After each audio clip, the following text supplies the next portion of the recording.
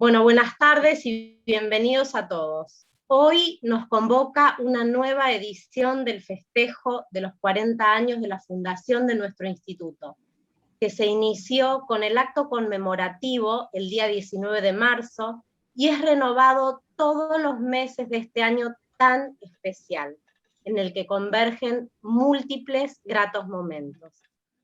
A pesar de que la situación actual nos obliga a distanciarnos físicamente, este motivo, sin embargo, nos ofrece también la posibilidad de unirnos más estrechamente, superando las barreras de la distancia. Hoy tenemos el honor y una gran emoción de compartir al doctor Rafael García Mata, nuestro querido Rafa para el IIB. Rafa, te agradecemos haber aceptado nuestra invitación y compartirte virtualmente. El doctor Rafael García Mata es egresado de nuestra universidad, donde obtuvo su título de licenciado en Ciencias Biológicas. Muchos de nosotros hemos compartido con Rafa diferentes etapas de la carrera de grado y recordamos con nostalgia las horas de estudio teñidas de juventud. Así como también hemos caminado los primeros pasos de la carrera científica, echando mano a los primeros experimentos llenos de expectativa en aquel IIB joven de la década del 90, el cual también era mucho más que nuestro lugar de trabajo. Rafa realizó su tesis de grado dirigido por el doctor Pedro Sanllorenti en el laboratorio del doctor Rubén Conde, investigador cofundacional del IIB. Algunas de las imágenes que observamos refieren a las primeras reuniones científicas de su carrera, como verán: Congreso de Genética en Iguazú, reunión de SAIP de 1995 en Villa Giardino, algunas de ellas. Al poco tiempo de recibirse, emigró a los Estados Unidos para continuar su carrera científica, dejando atrás colegas y amigos, pero llevando en su formación las huellas del IIB. Allí el doctor Rafael García Mata realizó su doctorado en Ciencias Biológicas, en particular en Biología Celular, en la Universidad de Alabama, Birmingham. Luego desarrolló parte de su carrera postdoctoral en la Universidad de Carolina del Norte y actualmente se desempeña como profesor asociado en la Universidad de Toledo, Ohio. Su investigación se ha orientado en comprender los mecanismos de regulación de la familia de las ROS-GTPasas, proteínas que controlan muchos aspectos del comportamiento celular, como la organización del citoesqueleto, la migración celular, la adhesión célula-célula y célula matriz, la propagación del ciclo celular, la expresión génica y la polaridad celular, tanto en células normales como cancerosas. Su trayectoria científica es reconocida ampliamente a nivel internacional y se destaca por la publicación de numerosos artículos de gran impacto en el área de estudio de la señalización de ROS-GTPasas. Su aporte, sin dudas, contribuye a generar nuevas estrategias de gran relevancia en la elucidación de los mecanismos que subyacen a la regulación de la proliferación celular. Actualmente, además de la docencia e investigación, y en consonancia con la tendencia actual orientada a la escala multidisciplinar, explora otras áreas que convergen en el proyecto Celular, conectando las comunidades artísticas y científicas de diferentes universidades. Rafa nos va a resumir los objetivos de este tan novedoso desafío. Te damos la bienvenida, Rafa, y ahora sí estamos preparados para disfrutar de tu charla titulada Adhesión y polaridad en células epiteliales, nuevas funciones para viejos conocidos. Muchísimas gracias, Mariana, y realmente para mí es un honor poder presentar hoy en lo que siempre considero como mi primera casa científica. A pesar de que me fui hace tanto tiempo, es como que uno nunca deja de ser parte del instituto, ¿no? Y realmente cada vez que volvemos siempre nos encontramos con los viejos compañeros y compartimos todas esas historias y parte de las cosas que mencionaste, todas esas experiencias que pasamos juntos. Como dije también hoy en la radio, agradezco muchísimo la formación del instituto, que la aprecio un montón y la reconozco después de haber visto preparación de estudiantes en otros sistemas. Me parece que los estudiantes en Argentina y especialmente en el instituto reciben una preparación muy buena, especialmente en las bases y los fundamentos de cómo hacer ciencia. No hace falta tener un nivel de sofisticación muy alto para aprender los fundamentos de la ciencia. Y en eso creo que el instituto hace un trabajo, para mí, ejemplar. Y por eso también me encanta aprovechar la oportunidad de poder traer alumnos preparados en el instituto a mi laboratorio.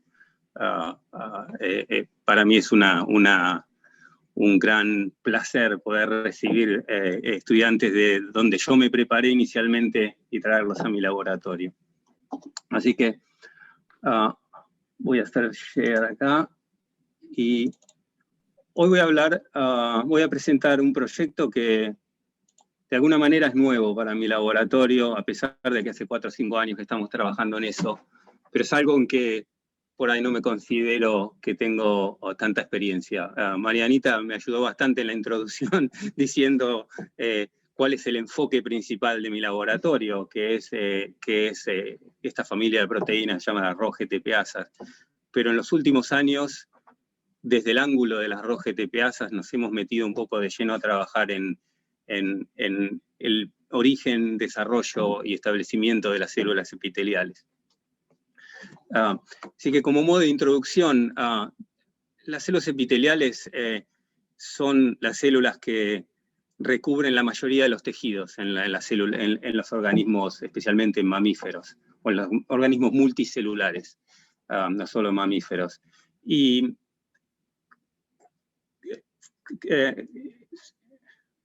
son esenciales en la función de generar una barrera entre el exterior y el interior del organismo. Como ejemplo les puedo decir los principales tejidos que están recubiertos por células epiteliales, como pulmones, intestino y la piel. Y se dan cuenta que estas células necesitan cumplir varias funciones al mismo tiempo.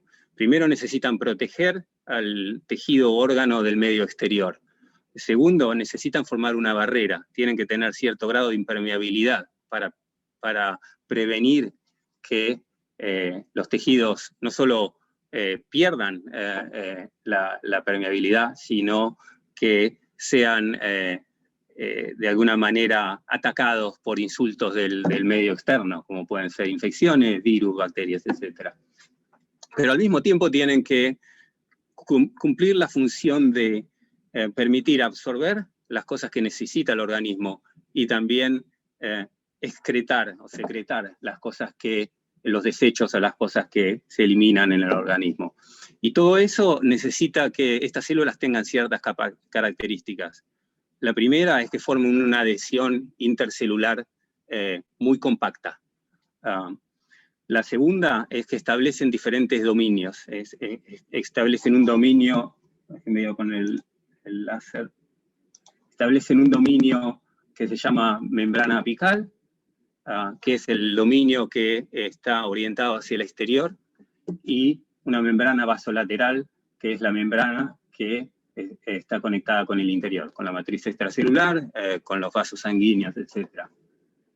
Y estos dos dominios están separados por dos adhesiones intercelulares. Unas son las uniones estrechas, estoy aprendiendo a decir estas cosas en español, y las otras son las uniones adhesivas. Estas dos complejos multiproteicos son los que separan esta barrera, permiten la adhesión célula-célula y también permiten la impermeabilidad de estas barreras. Ahora, estos tejidos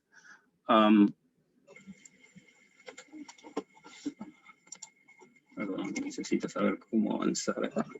Okay. Estos tejidos forman estas capas de células, pueden ser unicelulares o multicelulares, dependiendo del tejido. Y también pueden actuar en sincronía. El citoesqueleto permite que se contraigan o expandan formando diferentes formas durante los tejidos. Pueden formar imaginaciones, por ejemplo, en el tejido nervioso, o pueden formar tubos, en la mayoría de los tejidos que forman tubos, con una cavidad central que está donde está la membrana apical, y la parte basolateral es la parte de afuera del tubo. Y también de la misma manera pueden formar tejidos ramificados, como la glándula mamaria, por ejemplo. Una parte importante de estos tejidos es que representan más del 80% de todos los cánceres. Se originan de tejidos epiteliales. Y normalmente, una de las primeras etapas de formar este desarrollo, cuando se desarrolla los tejidos cancerosos, es que se pierden estas adhesiones intercelulares. Uno de los principales efectos de la regulación temprana de un tejido canceroso es que disuelve estas adhesiones intercelulares y el tejido empieza a proliferar de forma incontrolada. Entonces, al entender cómo funciona este mecanismo de adhesión intercelular, de polaridad y de formar células epiteliales, resulta muy importante para entender cómo se originan o cómo se desarrollan las primeras etapas durante el cáncer. Un poco más de detalle en estas adhesiones celulares. Las uniones estrechas son las que están en la parte más apical, por lo menos en los mamíferos, y están formadas normalmente por proteínas que esencialmente funcionan como un velcro. Tienen dominios extracelulares que regulan adhesiones homotípicas entre proteínas iguales y regulan la formación de la barrera. Y después están las proteínas, especialmente el complejo de cadeninas y cadeninas, que son las que forman las uniones adhesivas, que son las que determinan las interacciones célula-celular. Ahora, esta polaridad que les mencioné al principio, en el cual hay dos dominios de membrana, y que es muy importante para el transporte vectorial de diferentes compuestos adentro y afuera de la célula, está también regulada por diferentes complejos proteicos. Y que funcionan en sincronía. Normalmente son complejos multiproteicos que adquieren algún tipo de equilibrio entre sí. Se regulan mutuamente y determinan no solo la formación de las adhesiones intercelulares, sino estos dos dominios de membrana apical y basolateral. Y la charla de hoy va a estar relacionada a este complejo azul que ven acá en la parte de abajo de la pantalla, que se llama el complejo de polaridad por el nombre de una de las proteínas miembros del complejo. Estos tres complejos de proteínas, de la manera que terminan regulando la formación del epitelio, es regulando el citoesqueleto de actina. Y ahí es donde llegamos al interés principal de mi laboratorio, que son las ROS-GTPasas. Normalmente la señalización de estos complejos se manifiesta a través de regular las GTPasas que modulan el citoesqueleto y que permiten la formación de estos diferentes dominios en la célula. Y eso es lo que eso ha sido el principal interés de mi laboratorio. No. Como estaba diciendo, estos complejos, tres complejos proteicos son los que regulan el establecimiento de la polaridad y funcionan a través de regulando esta familia de proteínas que se llama las ROS-GTPasas, que ha sido el interés de mi investigación desde que empecé mi postdoc casi hace 20 años, que estoy trabajando en esta familia de proteínas. Esta es una familia de proteínas que tiene 20 miembros, y normalmente la mayoría de la comunidad científica se ha concentrado en 3 miembros o 3 subfamilias. ROA es una de las ROS-GTPasas que está involucrada principalmente en establecer contractilidad, cómo las células regulan el citoesqueleto de actina y la contracción de los filamentos de actina. La subfamilia de las RAC regula la formación de lamilipodios, normalmente importante para migración celular, y después está CDC42, CDC42, que está involucrada en formar filopodias, estas extensiones que de alguna manera censan el medio ambiente y terminan también funcionando como sensores químicos y también importantes para migración. En mi laboratorio nos hemos concentrado en una de las proteínas que se llama ROG, es una de las miembros de la familia de RAC, o sea que está muy involucrada en migración y adhesión celular. Ahora, como dijo Marianita, estas proteínas son una de las claves en la regulación del citoesqueleto de actina. O sea que todos los procesos que tienen que ver con adhesión, migración, invasión, contractilidad, tienen que en algún momento pasar a través de las ROGTPasas. Así que la regulación tiene implicaciones en casi todos los procesos de la célula, desde división celular, migración, invasión, también determinar la polaridad, transporte de membrana, etc. Están en una parte central en la mayoría de las señalizaciones que atraviesan y que regulan el citoesqueleto. Ahora, como todas las GTPasas, las ROGTPasas también tienen dos estados. Un estado activo, en el que están asociados al nucleótido GTP, y un estado inactivo, en el que están asociados a GDP. Cuando están en el estado activo, pueden interaccionar con efectores y regular distintos pathways en la célula. Y cuando están, por supuesto, en el estado de GDP, están en una forma inactiva. Ahora, esta interconversión, estas GTPasas son enzimas, son GTPasas que pueden hidrolizar el nucleótido GTP, pero lo hacen de una manera muy ineficiente. Así que estos dos estados GDP-GTP, la conversión entre un estado y el otro se regula a través de dos familias de proteínas. Una familia se llama GEF, por Guanine Nucleotide Exchange Factor, son factores de intercambio. Intercambian el GDP por GTP y activan la proteína. Y una familia que se llama GAP, o GTPase Activating Protein. Son las proteínas que asisten en la hidrólisis del GTP, entonces inactivan la proteína. Ahora, estas familias son muchísimo más numerosas que la familia de las GTPasas, lo que crean un problema de alguna manera o una pregunta interesante en cuanto a la biología, que es algo que me ha interesado a mí desde hace muchos años. Hay alrededor de 80 GEFs y 65 GAPs que regulan 20 GTPasas. O sea que hay mucha redundancia en la activación e inactivación de estas proteínas, que también le da cierta versatilidad al sistema para poder regular distintos procesos a través de la misma GTPasa. Y el problema muchas veces lo presento de esta manera. Si pensamos en las 3 GTPasas más conocidas, tienen una cantidad de activadores, o sea que normalmente una GTPasa puede ser activada por múltiples GEFs. Al mismo tiempo, muchos de estos activadores de las GEF activan más de una GTPasa, y después los efectores, los cuales son activados por las GTPasas, también son alrededor de 100, y un efector puede ser activado por más de una GTPasa. Todas estas proteínas están flotando en la célula de alguna manera, si lo queremos pensar de esa manera, al mismo tiempo.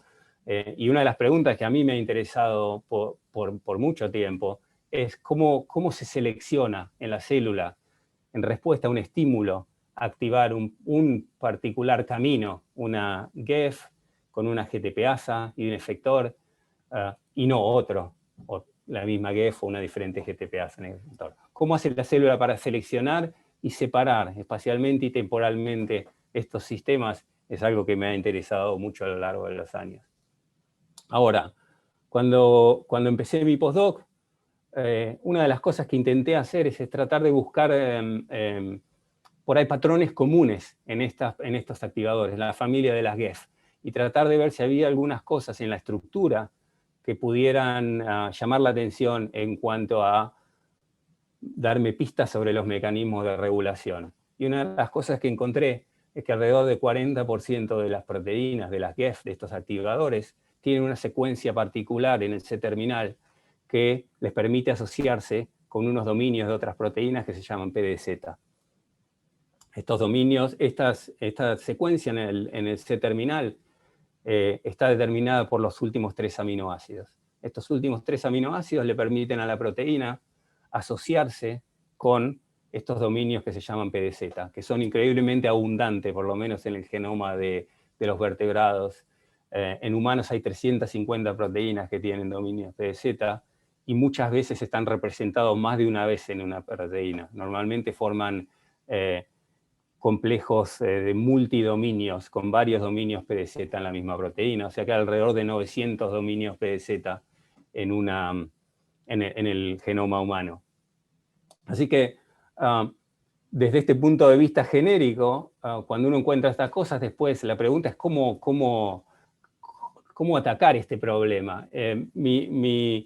Mi approach fue bastante sistemático. Lo que hice fue agarrar varias de estas proteínas, usar los péptidos del C-terminal y tratar de identificar usando proteómica o algún tipo de ensayo proteína a proteína, y identificar proteínas que interaccionan con el C-terminal de estos activadores de las ROS-GTPasas, y después tratar de caracterizar cuáles son los mecanismos de regulación. Y a lo largo de mi postdoc caractericé 2 o 3 de estas interacciones, y hoy voy a hablar de una de estas que está relacionada también con el desarrollo de células epiteliales. En este caso voy a hablar de esta particular GEF que se llama SGEF. Es un activador de esta ROS-GTPasa que les mencioné anteriormente, ROG, y se ha identificado como importante en varios procesos en las células. Normalmente, regulación del sistema de actina en la parte dorsal de la célula, que es importante para muchas cosas como inflamación, también para tomar macropinocitosis o algunos procesos de internalización de fluidos en la parte dorsal, y también ha sido caracterizada como importante para infección por salmonela. En nuestro laboratorio, el trabajo de Silvia también ha demostrado que esta proteína es importante para formar estas estructuras que son importantes para invasión de células de cáncer que se llaman invadopodia. Y por supuesto, es una de las GEF que tienen esta C-terminal que se asocia a los dominios PDZ. A través de estos ensayos de proteína, interacción proteína-proteína, encontré estas 2 proteínas, Scribble y DLG1. Son 2 proteínas que, después de este desvío que tomé para explicar las GTPasas, vuelve a las células epiteliales. Como les mostré anteriormente, este complejo que determina la polaridad de las células, que se llama Scribble, tiene 3 componentes, y 2 de esos 3 componentes son los que encontré en mi screen para identificar la interacción proteína-proteína con SGEF. O sea, la predicción es bastante sencilla. Tenemos una cola, un C-terminal con la secuencia que interacciona con dominios PDZ. Estas proteínas, una tiene 4 dominios PDZ y la otra tiene 3 dominios PDZ. Así que la predicción era, esta proteína va a interaccionar con el C-terminal, con alguno de estos dominios PDZ de estas 2 proteínas. La historia va a resultar ser un poquito diferente, pero la voy a elaborar en los próximos pasos. Lo primero que hicimos es caracterizar la interacción, y esto lo hacemos de una manera bastante estándar.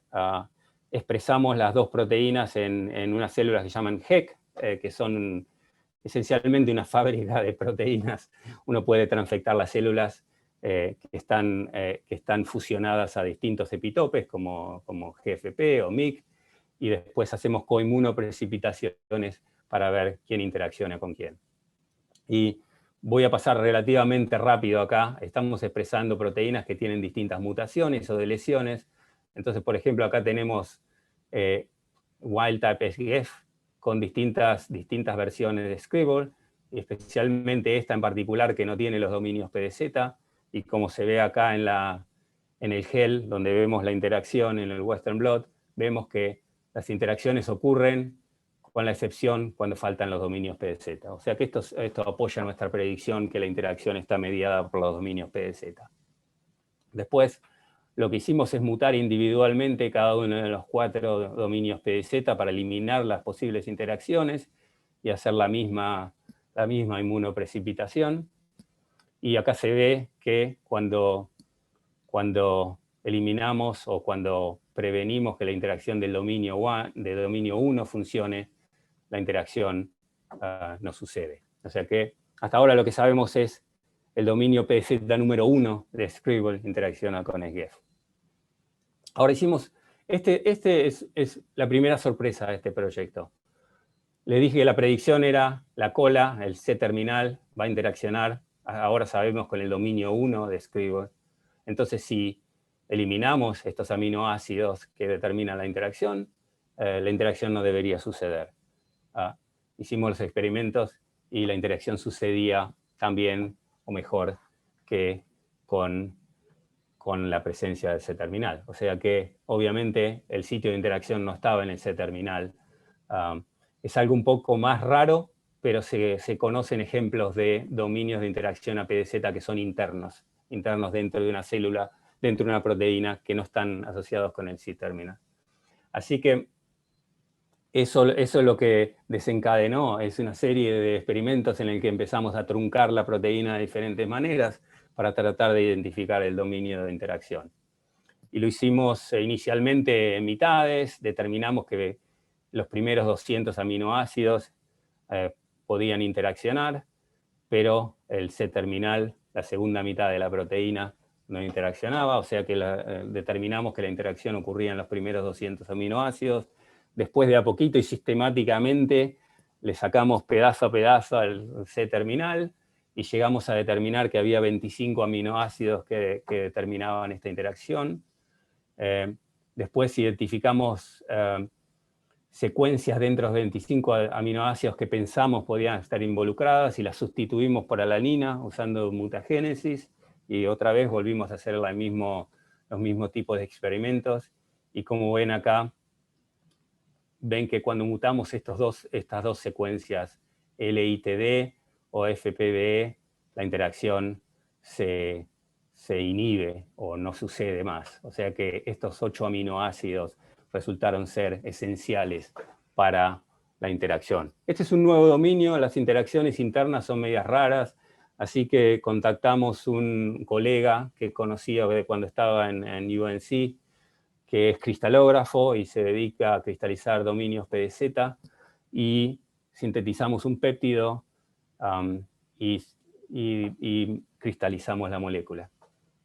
Así que logramos el cristal del dominio PDZ1 de Scribble con un péptido de 14 aminoácidos de SGEF, y aprendimos muchas cosas sobre esta interacción nueva que eran diferentes a la interacción con el C-terminal. No voy a entrar en muchos detalles, pero una de las principales cosas que vemos es que la superficie de la interacción es muchísimo más grande comparada con la superficie de uno de estos péptidos que solo tienen los 3 aminoácidos. Estos experimentos los hizo el laboratorio de Ernesto Fuentes en la Universidad de Iowa, y parte de este proyecto está siendo continuado por ellos. Están tratando de entender cuáles son los determinantes de esta nueva interacción. Hicimos la misma cosa con la otra proteína, DLG, porque ahora sabemos que SGEF interacciona con uno de los PDZ, pero no a través del C-terminal. Así que hicimos de nuevo todo un mapeo para ver dónde interaccionaba con DLG, y para hacer una historia muy larga, sintetizarla en este resumen, lo que vimos es que este pedacito del N-terminal de SGEF, más o menos entre el aminoácido 300 y 350, interacciona con un dominio en DLG que se llama GUK, que significa One Elite Kinase-like Domain. Es un dominio de una pseudoquinasa, no es una quinasa, pero parece una quinasa. Así que mapeamos la interacción. Ahora, lo que terminamos viendo es que SGEF interacciona con estas dos proteínas utilizando distintos dominios. Y quiero volver a este gráfico que mostré anteriormente, que muestra, que lo saqué de un review, y que muestra este complejo de Scribble. Y cuando, si aumentamos el dominio, como lo muestro acá, se ve que estas dos proteínas, Scribble y DLG, no están dibujadas juntas. Y no es un accidente esto. Estas dos proteínas, a pesar de que funcionan como parte de lo que se llama un complejo, no interaccionan directamente. Y nuestros resultados sugieren que probablemente nuestra proteína ESGEF, está mediando la interacción entre esas dos proteínas. O sea que nuestra predicción ahora es que estas dos interacciones capaz que pueden funcionar simultáneamente. Entonces, decidimos testear esta hipótesis usando un approach similar al que les acabo de decir, y lo hacemos coexpresando estas proteínas en estas células HEC. Todas tienen algún tipo de epitope, como GFP o HA, y tenemos dos experimentos. Expresamos las dos proteínas solas o expresamos las dos proteínas en presencia de EGF. Y después inmunoprecipitamos GFP. Y otra vez, la predicción es que si se necesita EGF para formar el complejo, vamos a detectar Scribble en la inmunoprecipitación solamente cuando EGF está presente. Y si no está presente, no deberíamos verlo. Este es uno de los experimentos. Acá vemos cuando solo expresamos GFP y Scribble, solo inmunoprecipitamos DLG. Pero cuando expresamos las tres proteínas juntas, bajamos el complejo todo junto. Esto también lo hicimos con las proteínas endógenas, más o menos haciendo el experimento en reversa.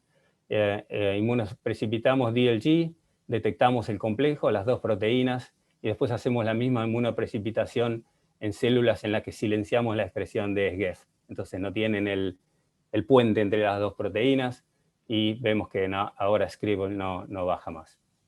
O sea que confirmamos la presencia de este complejo, en el cual estas dos proteínas que se conocen como importantes para determinar la polaridad y la adhesión celular en células epiteliales, interaccionan con esta nueva proteína que potencialmente está regulando una de las ROGTPasas para regular algún tipo de proceso del citoesqueleto. Así que la pregunta es la siguiente: ¿cuál es la función de esta interacción? ¿Es importante para formar el complejo? ¿Es importante para localizar esta GEF en la membrana basolateral? ¿Tiene alguna función en la polaridad de las células? Y también otra cosa que nos interesa es saber cuál es la función del sustrato de esta enzima, cuál es la función de la GTPasa que estaría siendo activada por esta GEF. Así que empezamos una serie de experimentos para tratar de caracterizar todas estas distintas funciones.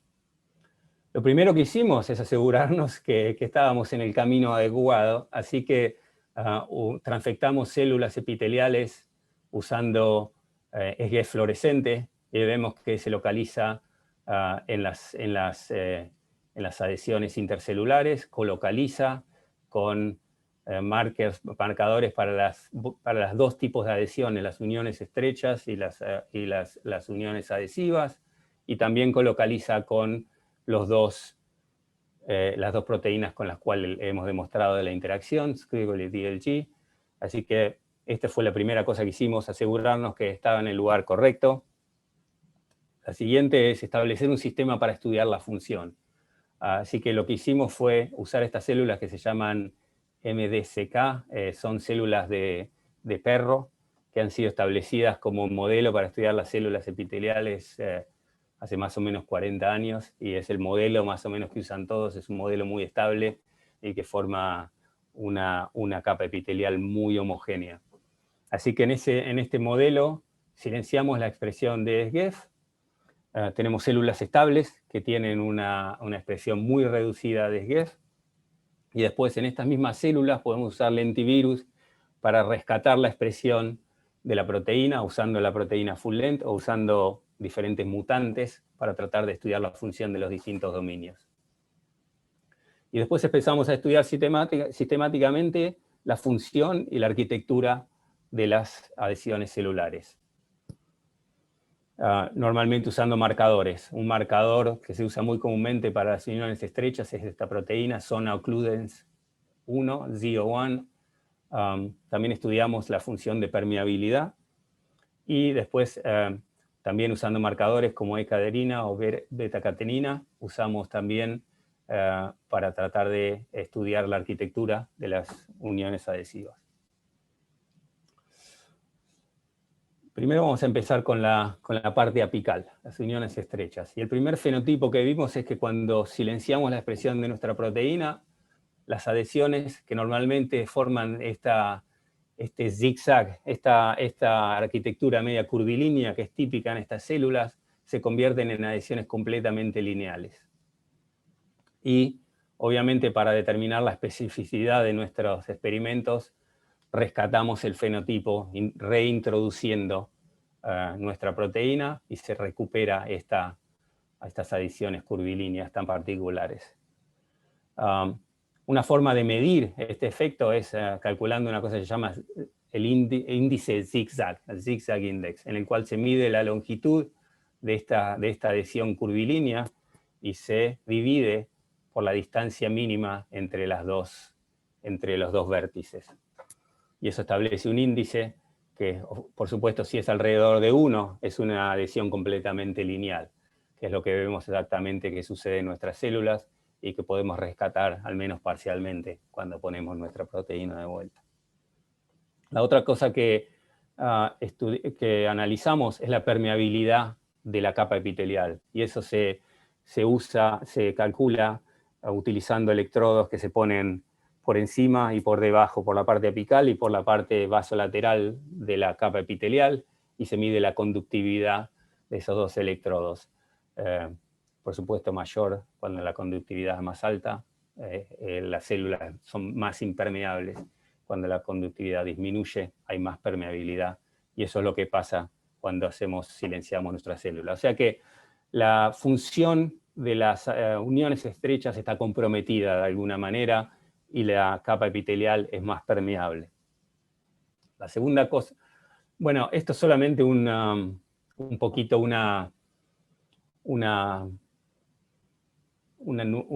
por ahí mirar en más detalle qué es lo que significa que estas adhesiones sean lineales.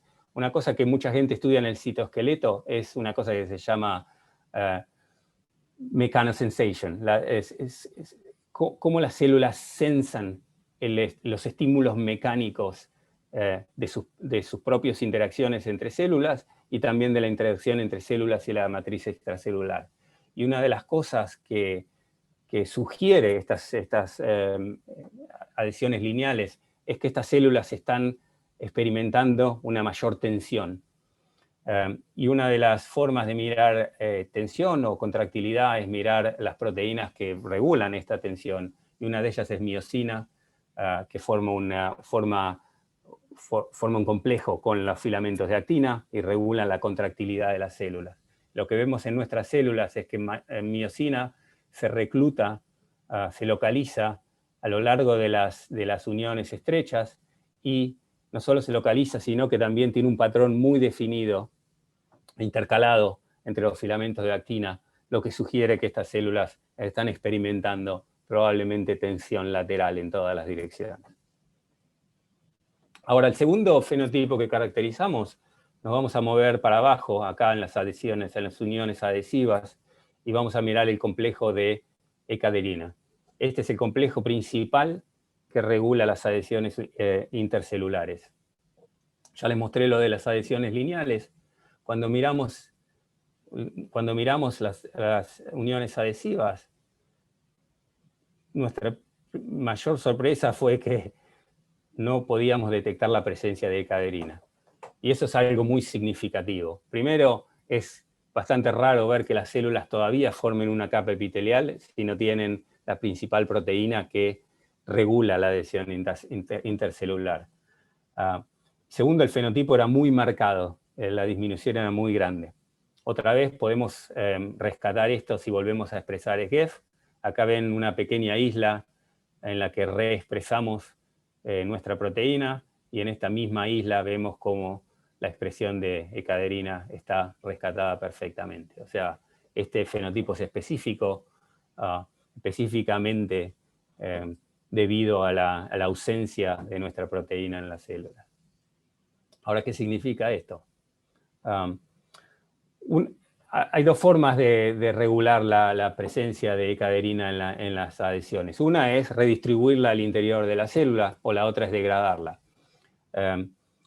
Así que cuando miramos los niveles de expresión usando Western blot, lo que vimos es que realmente lo que pasa es que los niveles de expresión están severamente disminuidos. Probablemente la proteína está siendo degradada. Y haciendo por ahí un poco un retorno a mis inicios en el instituto, cuando estudiaba degradación de proteínas con el doctor Conde, a lo largo de mi carrera varias veces me he encontrado estudiando degradación de proteínas, así que siempre me hace acordar a mis inicios estudiando degradación de proteínas. Pero bueno, lo que sugieren estos resultados es que, por alguna razón, desarmar este complejo afecta a las uniones adhesivas y desarma el complejo de E-caderina y lo manda a degradación. Ahora, si miramos esto con más detalle, E-caderina no está sola formando estas adhesiones celulares, sino que es un complejo multiproteico que conecta la interacción célula-célula con el citoesqueleto de actina. Y las principales proteínas que forman este complejo son beta-catenina, alfa-catenina y P120, que son 3 proteínas que funcionan conectando las uniones con el citoesqueleto, pero al mismo tiempo regulando la estabilidad de estas uniones. Así que una de las cosas que hicimos inicialmente fue mirar si las otras proteínas del complejo también estaban degradadas, y aparentemente no. Acá vemos 2 de estas proteínas en el cual los niveles no cambian cuando vemos que E-caderina baja notablemente. Lo que sí vemos que estas proteínas son redistribuidas. Están todavía de alguna manera asociadas a las uniones intercelulares, pero el patrón de las uniones intercelulares luce bastante diferente. Y una forma de medir esto es, podemos medir la intensidad de la fluorescencia transversalmente a la adhesión y después graficarlo y ver la altura del pico y la amplitud del pico de fluorescencia, y eso nos da una indicación de cómo está la estructura de las adhesiones afectada por estas distintas condiciones. Y como ven acá, por ejemplo, E-caderina está completamente disminuida cuando silenciamos SGEF, y las otras están un poquito disminuidas, pero están redistribuidas en una unión que es muchísimo más ancha. Lo que sugiere, en resumen, es que la estructura de la adhesión intercelular está, a pesar de que las células forman una capa epitelial, la estructura está afectada significativamente. Otra de las cosas que miramos es polaridad. Al principio mencioné que este complejo es importante para determinar la polaridad apical y vasolateral.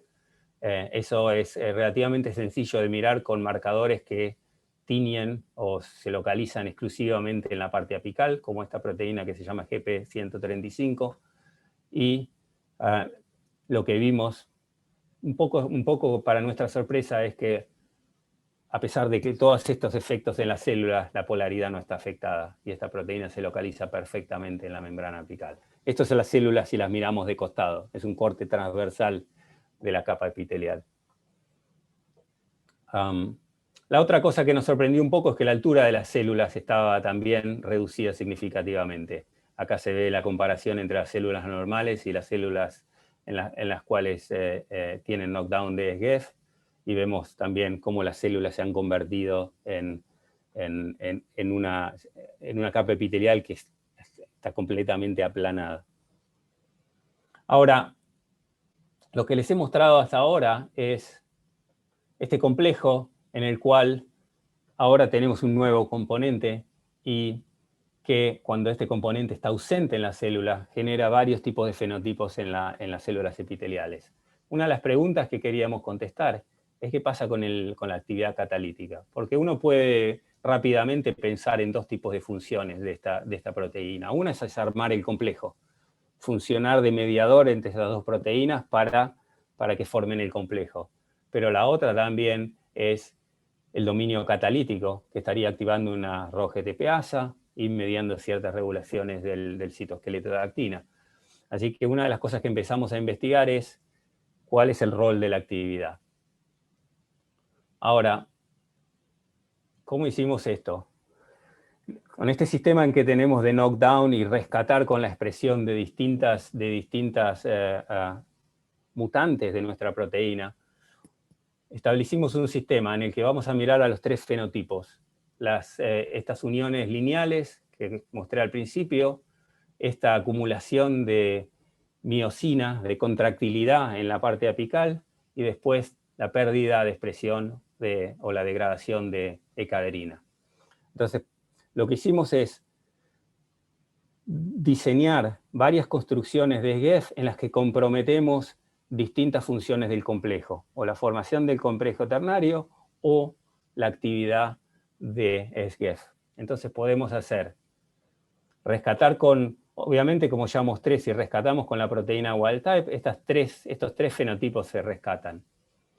Diseñamos 3 proteínas, una que solamente se pega a Scribble y no se pega a DLG, o sea que no puede formar el complejo ternario. Otra que forma el complejo ternario pero no tiene actividad. Y esta, que es de alguna manera redundante, es la proteína full length, en el cual el dominio catalítico tiene 2 mutaciones que lo inactivan, o sea que es más o menos equivalente. Y después analizamos los 3 fenotipos. El primero no rescata nada.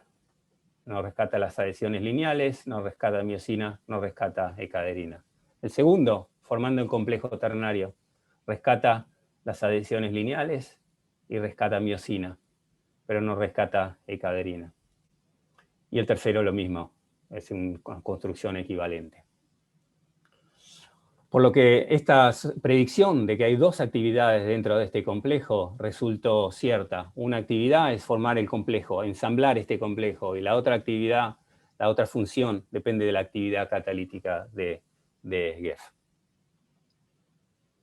O sea que, en resumen, lo que tenemos es un complejo que se ensambla en la membrana vasolateral y a través de la actividad de esta proteína, que activa esta proteína que se llama ROG, previene la degradación de E-caderina. Ahora, una de las preguntas que nos queríamos hacer también es ¿cuál es la función de los otros miembros del complejo? ¿Qué pasa si silenciamos DLG o qué pasa si silenciamos Scribble? Porque una de las alternativas que estamos considerando es que este complejo se requiere para activar el dominio catalítico de estas proteínas. Así que por ahí, en presencia de uno de los otros dos miembros del complejo, esto puede afectar los distintos fenotipos. Así que este trabajo es parte del proyecto que Agustín está continuando. Y una de las cosas que estamos haciendo es hacer knockout. Usamos CRISPR-Cas y establecemos líneas estables en las cuales hacemos knockout de los distintos miembros del complejo, como se ve acá. Y después analizamos, por ejemplo, la degradación de E-caderina. Y como se ve claramente acá, a pesar de que se ve una pequeña disminución en este blot, la disminución no es significativa comparado con la disminución que se ve cuando silenciamos SGEF. Si cuantificamos esto, se ve que cuando promediamos varios experimentos, ninguno de los otros 2 miembros del complejo compromete o manda E-caderina a degradación. Y si miramos en la célula, a pesar de que los niveles no están disminuidos significativamente, la distribución está disminuida. O sea que no comprometen la degradación, pero sí comprometen la arquitectura de las uniones adhesivas. Y es algo que Agustín está investigando en este momento. La otra cosa que miramos, otra vez volviendo a los viejos tiempos del doctor Conde y del doctor Sánchez, es cuál es el sistema degradativo que está degradando E-caderina. Y como ven acá, si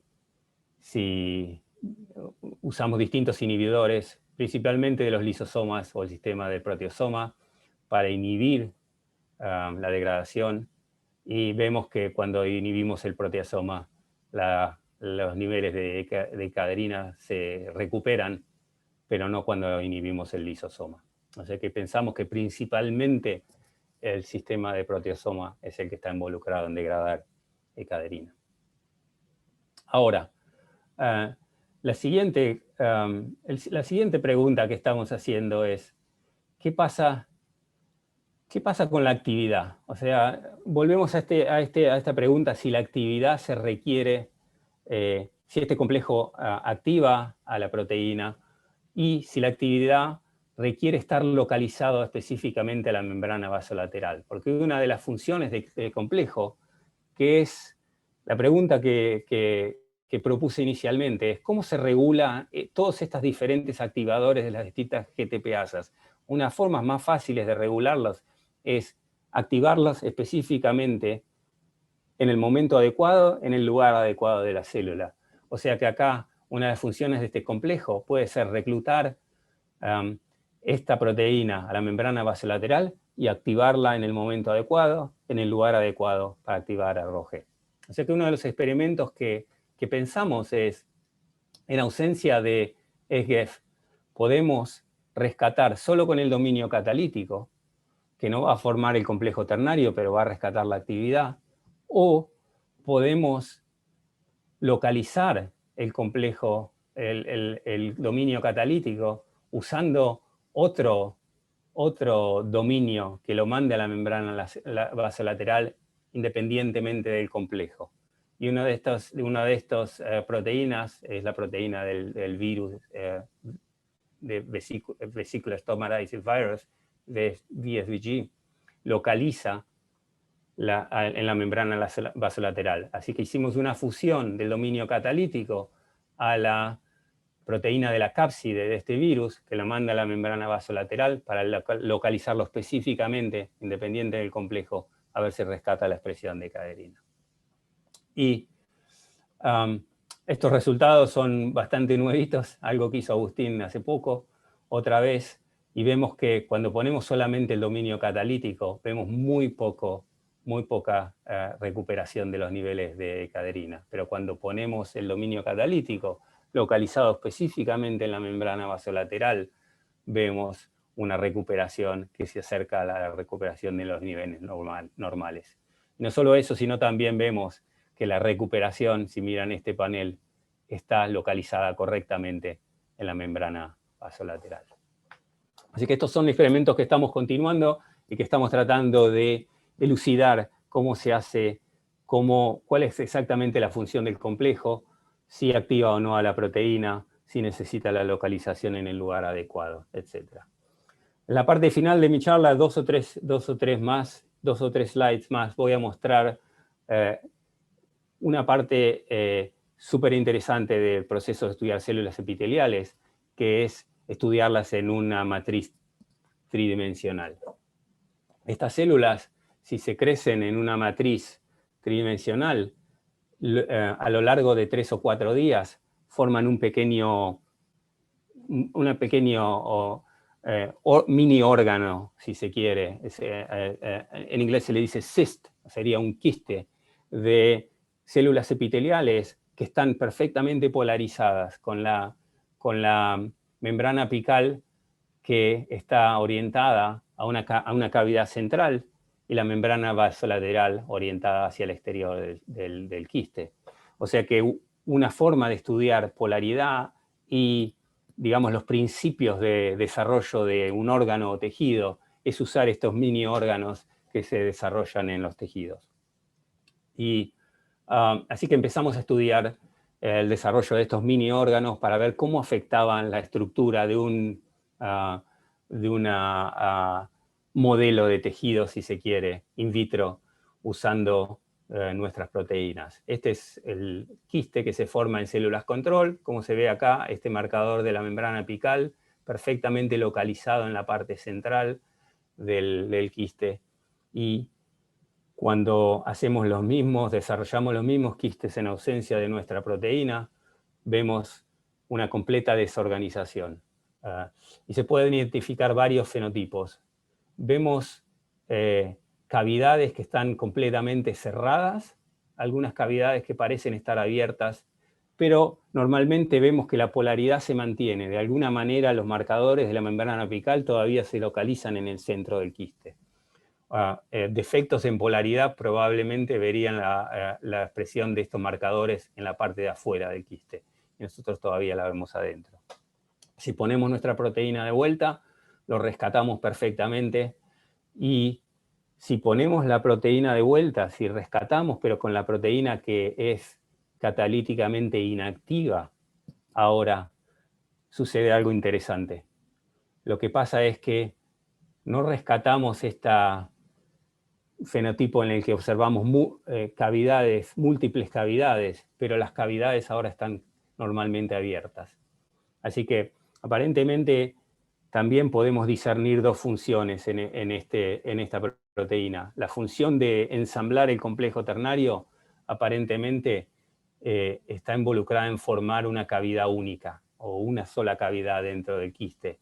Y la función catalítica aparentemente podría estar involucrada en mantener este quiste abierto, esta cavidad abierta, que es algo que estamos muy interesados ahora y una nueva estudiante en mi laboratorio está continuando. Me salteo la cuantificación.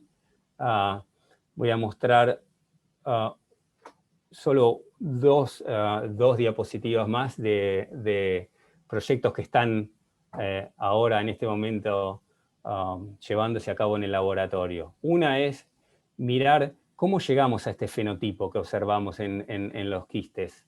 Y una forma es estudiar estadios más tempranos en estos quistes. Así que este es un poco un diagrama de lo que se conoce a través de la literatura de cómo se forma un quiste. Y normalmente hay tres procesos que son importantes para formar un quiste. Uno es el transporte de membrana, normalmente vesículas que se transportan desde el exterior hasta el interior del quiste. El segundo es establecer las adhesiones intercelulares que permiten que la cavidad central sea impermeable y pueda acumular líquido. Y la tercera es el ángulo de la división celular. La división celular tiene que ocurrir a un ángulo particular para que el quiste mantenga una sola capa de células. Y esas son las cosas que estamos estudiando. Para mostrarle un ejemplo, eso es lo que estamos haciendo ahora en el laboratorio. Estamos haciendo analizando diferentes estadios de la formación de los quistes y tratando de identificar cuál es el estadio más temprano en el que podemos identificar los defectos y caracterizar cuáles son los marcadores que están siendo o localizados en los lugares incorrectos o degradados, o tratar de identificar los distintos fenotipos. La otra cosa que estamos haciendo es haciendo reconstrucciones tridimensionales de estos quistes y automatizando la cuantificación de esto. Entonces lo que podemos hacer ahora es reconstruir estos quistes en 3D y también utilizar distintos programas para medir diferentes características de estas estructuras. Por ejemplo, podemos medir el volumen del quiste, el volumen de la cavidad central, el número de las distintas cavidades que se forman en las mutantes, el volumen de cada una de estos quistes. Y con eso podemos, por supuesto, podemos analizar la intensidad de fluorescencia de todos los marcadores que estamos analizando. Y en el futuro estamos generando distintas líneas celulares que expresan estos marcadores fusionados a proteínas fluorescentes. Y el objetivo es tratar de seguir el desarrollo del quiste durante los 4 días de desarrollo en células vivas, en quistes vivos, y analizar la redistribución de todas las proteínas mientras el quiste se va formando. Para resumir, lo que les mostré hoy es: encontramos un nuevo componente de este complejo de polaridad Skrill. Es esta proteína que se llama SGEF, es un GEF de una ROGTPasa que se llama ROG. Creemos, esto todavía no tenemos demasiada información, que esta proteína existe en una forma inactiva y se activa cuando se incorpora en el complejo. Y esta activación permite que cumpla diferentes funciones. Una función que le llamamos de plataforma o de templado, que permite la formación de este complejo y regula distintos procesos en la célula. Una es la contractilidad de la capa epitelial y la formación de la cavidad central. Y la otra permite controlar el número de cavidades que se forman en una de estas estructuras tridimensionales, pero al mismo tiempo regula la estabilidad de las uniones adhesivas y de la proteína, en particular, ecaderina. Y con esto voy a agradecer a las personas que hicieron el trabajo. Este proyecto principalmente, la gran mayoría fue realizado por un estudiante que se graduó hace más o menos un año, Yesile Aguadia, increíble capacidad de trabajo.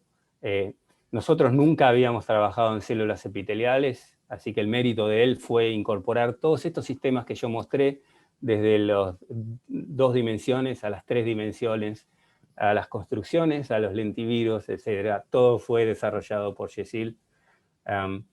Ahora este proyecto está siendo continuado por Agustín, que está ahora encargándose principalmente de la parte de degradación de caderina, y por Madi, que está trabajando en la parte tridimensional del asunto. Bueno, muchísimas gracias otra vez por invitarme a este seminario. La verdad, un gran placer volver a verlos a todos, y encantado de contestar cualquier pregunta que puedan tener.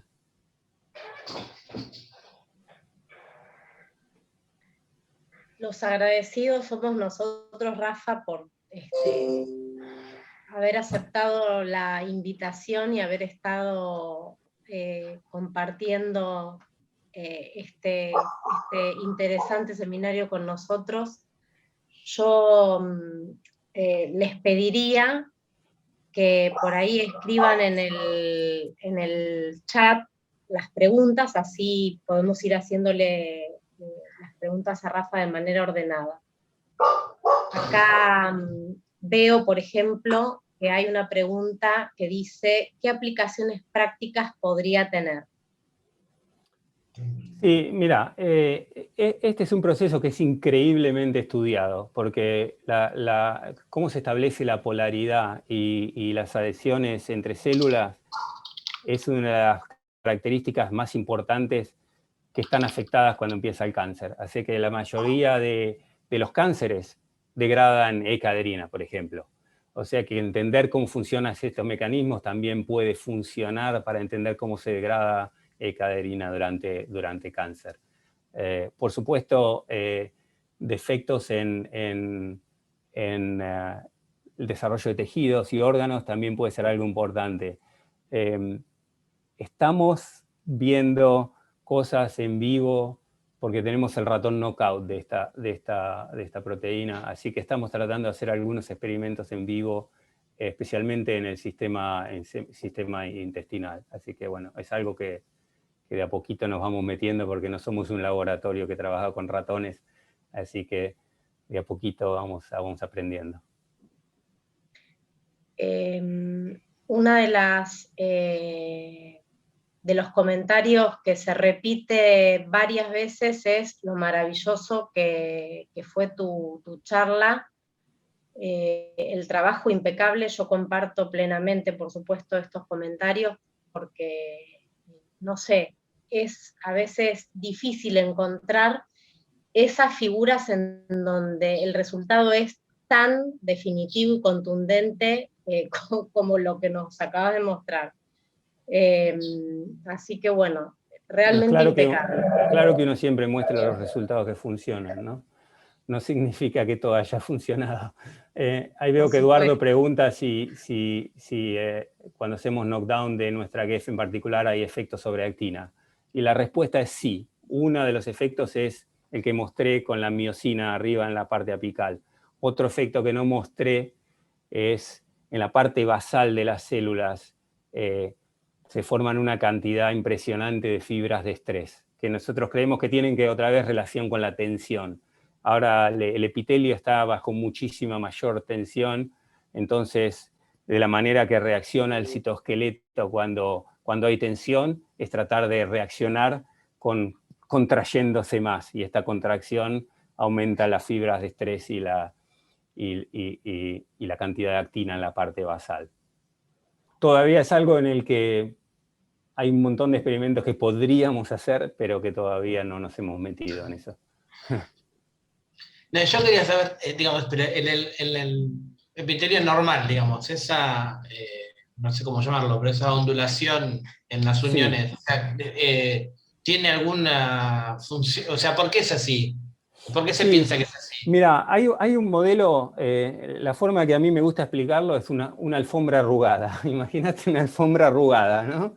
Y en cada lomo y valle de la alfombra hay un ancla para un filamento de actina que tiran en direcciones opuestas.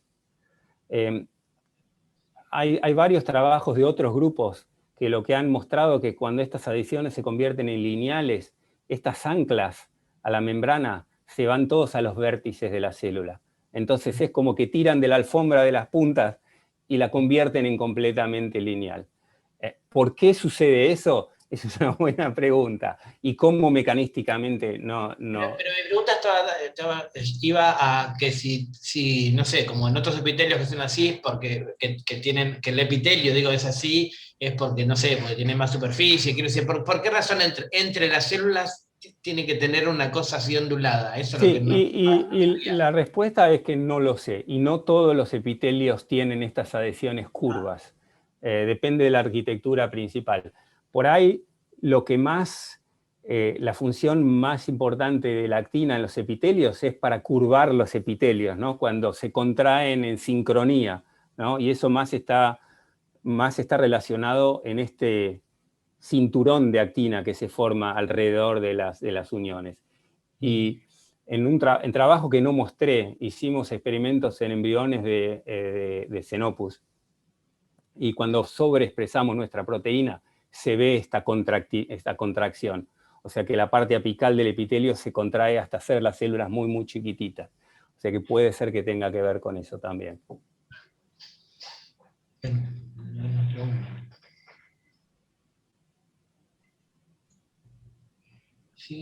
Y hay algunas otras preguntas. ¿Vos las estás viendo, Rafa, o querés A que ver, yo te déjame vaya que leyendo? vaya para abajo del chat. Creo que sigue la de Diego Ruiz.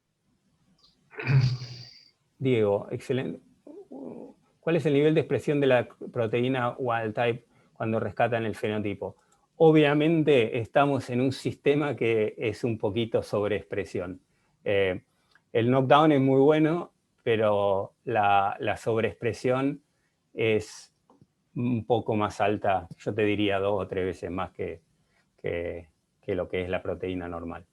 Normalmente seleccionamos colonias que vienen de una sola célula, o sea que el nivel de expresión es parejo entre células, pero es más alto que la proteína endógena. Que dice, ¿las células epiteliales son un modelo general o para cáncer específico? Las células epiteliales normales normalmente se usan como modelo para estudiar adhesiones intercelulares, pero también se estudian para estudiar un proceso que es la transición epitelial mesenquimal, ¿no? Que es un proceso importante para transición al cáncer. Después hay millones de modelos de células epiteliales de cánceres en específicos, y mucha gente trabaja en esas específicamente. Estas se consideran normales, ¿no? Entre comillas, pero mucha gente trabaja específicamente en células epiteliales que se aislaron originalmente de tumores.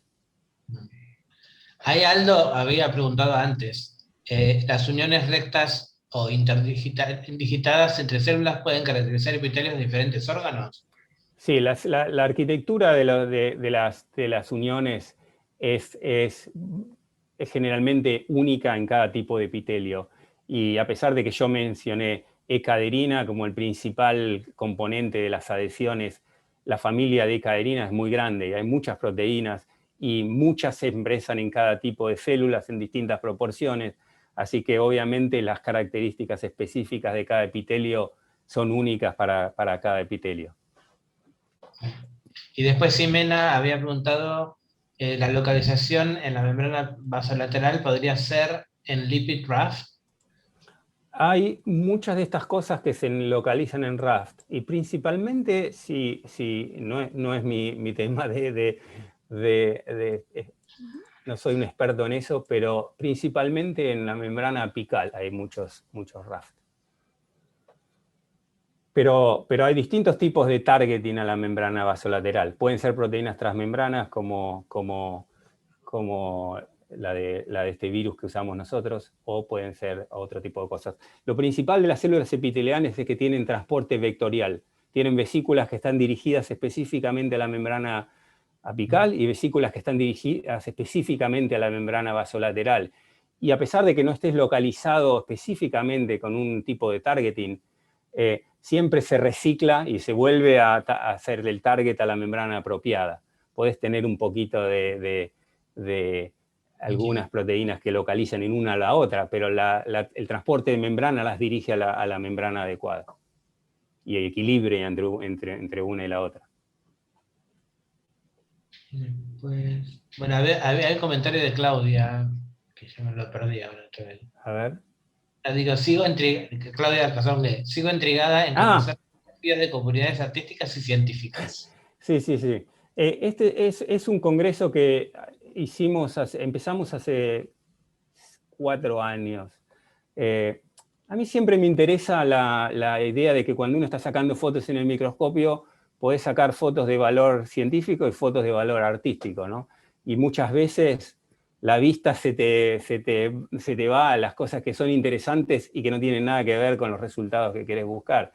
Y terminás sacando fotos que son interesantes solamente visualmente, y por ahí no tienen que ver con la ciencia en sí. Y uno junta esas fotos que le parecieron interesantes por alguna manera o por otra. Así que cuando organizamos este congreso, que tiene que ver con el citoesqueleto y es súper científico, una cosa que decidimos es que lo íbamos a hacer en la Escuela de Artes Visuales de la universidad y que íbamos a tratar de fomentar las dos partes. Una es la parte artística de la ciencia y la otra es la parte científica. El congreso es un congreso normal con charlas científicas, pero también tenemos normalmente un científico artista que llamamos invitado. Algún científico que ha hecho ha trabajado en algunas de estas interfaces y se los conoce por o ilustraciones o fotos o lo que sea en la parte artística. Y también lo que hacemos es, trabajamos con los estudiantes de arte que hacen obras de arte basadas en fotos de microscopía. Así que hacen distintos cuadros o medios o esculturas o lo que sea, inspirados de alguna manera en estos patrones que genera. La otra cosa es que el citoesqueleto es mucho de patrones, hay muchos patrones que terminan pareciendo muy artísticos. Entonces, para los artistas es muy fácil inspirarse viendo estos filamentos o líneas o patrones que terminan siendo visualmente bastante atractivos. Así que lo hicimos 3 años, lo cancelamos por COVID, teníamos unos invitados buenísimos para este último. Probablemente volvamos en el 2022.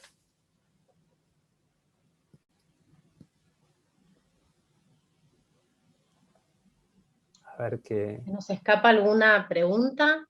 Eduardo, vos que me estás ayudando a leer el chat. Yo creo que las leímos todas, me parece, pero me puedo equivocar, no sé si hay alguien que... Yo de paso, mientras tanto te iba a preguntar cómo están con el COVID allá, si en los laboratorios, si pararon, si no pararon. Paramos muy al principio y después estamos, ahora estamos trabajando prácticamente normalmente. Ahora ya acá están todos vacunados, por lo menos en mi laboratorio, todos tienen 2 dosis completas, la mayoría del departamento tiene 2 dosis completas, así que seguimos con los barbijos, pero estamos trabajando prácticamente normalmente. Protocolo, pero trabajan más o menos normal. Las clases fueron todas virtuales en este semestre, excepto cuando tenías muy poquitos alumnos, pero el próximo semestre se anticipa completamente en persona. Veremos. Sí, nosotros también dentro del cuatrimestre que viene, no sé. Sí, así que bueno, va de a poco, bueno, acá van bastante rápido con las vacunas, pero ahora es como que han llegado a un momento de resistencia donde hay gente que no se vacuna, digamos. Vacunas sobran, vacunas hay de sobra, pero no hay tanta gente para vacunarse. Manden vacunas para acá. Ojalá. No, acá las vacunas vienen más o menos bien, pero bueno, pero más lento, ¿no? Sí, obvio, pero ahora yo veo que en diferentes partes del mundo están acelerando un poco. Bueno, no sé si... Puede que son, dice cuánta inspiración, ejemplar por todas las personas. Sí, pero no es una pregunta, es lo que es algo. Y un agradecimiento enorme a Rafa por tan completa charla. Faltó estar cerquita nada más, pero nos inspiró de una manera completa, con todo su, digamos, aprecio por los estudiantes, su formación de grado, su impresionante desarrollo científico, su interpretación artística y de ciencia. La verdad, Rafa, es un orgullo para nosotros como locales, seguir estando cerca de tan excelentes científicos que de alguna manera son orgullo para nosotros, ya que pueden ser tan exitosos no solo acá, sino en el mundo. Así que un placer también haberlo compartido con el doctor Conde, que espero que todavía esté por ahí porque se debe haber deleitado. Y está diciendo muchas gracias, Rafa, excelente trabajo, abrazos. Un saludo muy grande al doctor Conde. La verdad, una gran etapa de mi vida en el laboratorio del doctor Conde. Así que buenísimo, muchísimas gracias, la verdad, encantado de presentar. La última vez que presenté creo que era un estudiante de doctorado. Nunca coincidía porque siempre vamos en Navidad y no hay nadie en el instituto, así que a lo largo de los años creo que una vez presenté cuando era estudiante de doctorado y después nunca más porque siempre estamos en Navidad y se hace difícil, pero me encanta compartir con ustedes y charlar de ciencia, la verdad. Bueno, una de las cosas buenas... No solo eso, sino... Perdón, Eduardo. No, digo, una de las cosas buenas de la pandemia es que popularizó, vamos a decir, estas cosas, estos encuentros virtuales y, por ejemplo, te podemos escuchar. Así que, bueno, muchas gracias porque fue muy, muy bueno y creo que es para todos los estudiantes también de acá, digamos, escuchar las cosas que hacen en otros lados, me parece que está bueno, es estimulante, digamos. Genial. No sé si quieren preguntar o hacer algún comentario más. Yo lo único que tengo para decir es que, bueno, comparto la emoción que tuvo Rafa en sus primeras palabras. Para muchos de nosotros ha sido emocionante estar en este momento escuchando tus años de trabajo y, bueno, lo impecable de la presentación, la calidad humana, en recibir a la gente que, bueno, los ejemplos de Agustín, Andoni en el futuro. Y vamos no a hacer sé un si quieren cerrar con unos aplausos enormes. Muchísimas gracias a todos, la verdad, además un montón de gente, impresionante la cantidad de gente que se sumó a escuchar. No es fácil tener esa convocatoria. Gracias. Muy lindo todo. Bueno, sí, la verdad, Rafa, adhiero a todo lo que ya han comentado. Primero, un gusto de verte, aunque sea a la distancia, y escucharte y ver, como dijo Claudia y Marianita, el crecimiento profesional que tenés y que has tenido. La verdad que es fantástico, me alegra muchísimo. Y un cariño a Silvi, que no la vemos, pero que está por ahí también. Y sos responsable, sos responsable directa de todos los experimentos de mi laboratorio porque sos la formadora de Agustín. Bueno, y Micaela, que es una investigadora del grupo, que fue realmente la persona que estuvo en contacto directo con Agustín. También me alegra mucho saber que Agustín pudo lograr su objetivo, que estaba tan ansioso por ir a trabajar a tu laboratorio y finalmente llegó, y la verdad que me alegro que le esté yendo muy bien. Sin duda, obviamente, cayó en un excelente laboratorio, no solo a nivel científico, sino a nivel humano, ya sabemos, ¿no? Me imagino que estará súper cómodo. Así que un gusto, Rafa, la verdad que me encanta haberte visto y escuchado.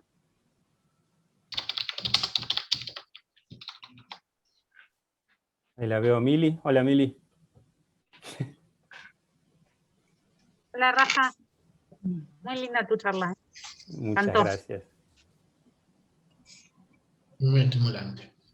Bueno, no sé cómo se termina este tipo de cosas. Bueno, muchísimos saludos a todos. Espero poder engancharme en las próximas charlas del ciclo. Ahí lo vemos al doctor Conde. Ay, sí.